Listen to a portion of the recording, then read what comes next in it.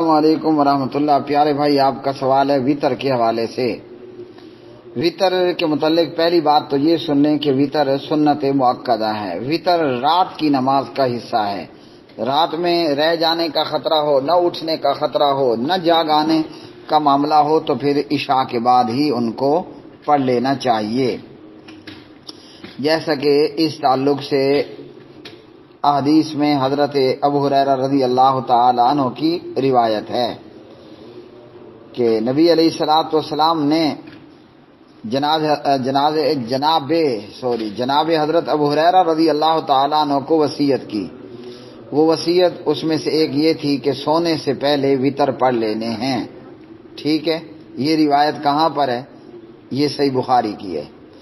وطر کے حوالے سے نبی علیہ الصلوۃ والسلام کی ایک اور حدیث، اور اس حدیث میں نبی علیہ الصلوۃ والسلام نے ہمیں بتایا کہ وطر کیا کرنے ہیں۔ ہاں، اگر کوئی بندہ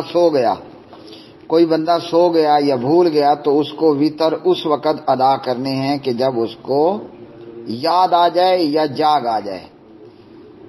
من نام عن وطرہ، ٹھیک ہے، او ناسیہ، من نام عن وطرہ او ناسیہ فلیصلی اذا ذکرہ۔ جو بندہ وطر بھول جائے یا سو گیا، بھول جانے سے یا سو جانے سے وطر آپ کا رہ گیا، من نام عن وطرہ او ناسیہ فلیصلی اذا ذکرہ۔ یہ ابو داؤد وغیرہ کی روایت ہے کہ آپ سو گئے، وطر آپ کے رہ گئے، آپ بھول گئے، وطر آپ کے رہ گئے، جب یاد آ جائے وطر پڑھ لیں۔ ٹھیک، یہ دو حدیث ہو گئی۔ تیسری حدیث جو ہے وہ صحیح مسلم وغیرہ میں ہے کہ جب نبی علیہ الصلوۃ والسلام، اور راویہ اس کی ہیں سیدہ عائشہ صدیقہ طیبہ طاہرہ رضی اللہ تعالی عنہ، جب نبی علیہ الصلوۃ والسلام سے رات کی نماز رہ جاتی، یعنی تہجد وطر رہ جاتے، تو صلی من النہار سنتی عشرۃ رکعۃ، پھر نبی علیہ الصلوۃ والسلام دن میں 12 رکعتیں پڑھتے تھے۔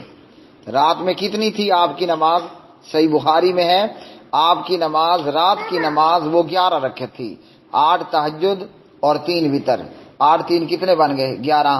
اور اس روایت میں ہے کہ جب رات کی نماز یعنی تہجد وطر نبی علیہ السلام کے رہ جاتے کسی بھی کارن، کسی بھی وجہ سے، صلی من النہار سنتی عشرۃ رکعۃ، پھر دن میں آپ 12 رکعتیں پڑھتے، 2 کر کے 12 پڑھتے۔ اب جو 3 وطر پڑھتا ہے وہ دن میں 2 کر کے 4 پڑھ لے، آخری رکعت میں رکوع سے پہلے وہ قنوت وطر پڑھ لے۔